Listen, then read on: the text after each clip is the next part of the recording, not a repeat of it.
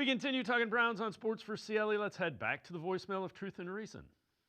So here's my take on the essay thing. If a head coach candidate is not willing to do an essay for one of 32 jobs in the world that pay millions and millions of dollars, if he has that much ego that he's not willing to do that for one of those jobs, then maybe he's also not willing to evolve the never-changing NFL. I'll guarantee guys like McVay, probably Shanahan even.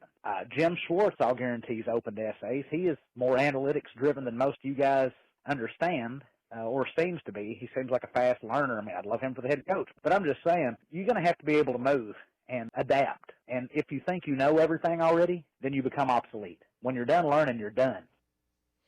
As always, appreciate all the voicemails. Let's welcome in Chris Easterling, the Browns beat reporter for the Akron Beacon Journal. Chris, my problem with the whole essay thing is that you don't often write things in the NFL. Now, you have to be able to sell your dream. You have to be able to adapt. You have to be able to evolve.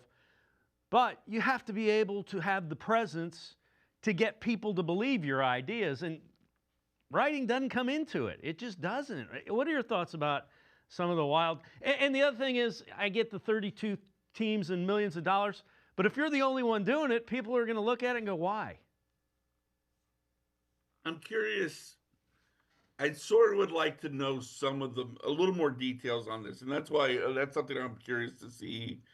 I'm sure Andrew Berry will get asked that. I mean, eventually, whenever this search comes to its merciful conclusion, I'm sure there'll be questions about the process. There'll be questions about the essay.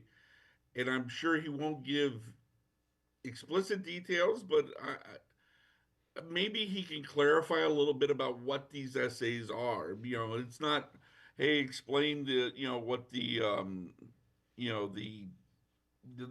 Sherman Antitrust Act means and how it works toward the NFL, or something like we had to write in high school or college. But at the same time, I understand why there's some coaches are like, look, the other things that are involved. I don't think the essays themselves are what's preventing coaches from talking to the Browns. I think, though, if there's a coach on the fence who's like, he sees the other things that I think we can all look at and say maybe make this job not as attractive to some coaches as others that have been open or will be open in the next cycle or so. It may be the thing that says, you know what, I'm just not going to go through with that. I don't have the time, and especially these coaches that are in the playoffs, they're like, who are being sought after by multiple other people. It's like, I got too much other time than to write an essay, and for a job that, am I going to get fired in 2-3 years anyways because you don't have the quarterback, you don't have this, you don't have that, you haven't consistently won.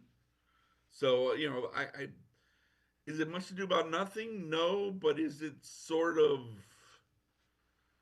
I mean, at the same time, I see both sides of it, but yeah, I can also see why a coach would be like, nah, I'm not. This is just a bridge too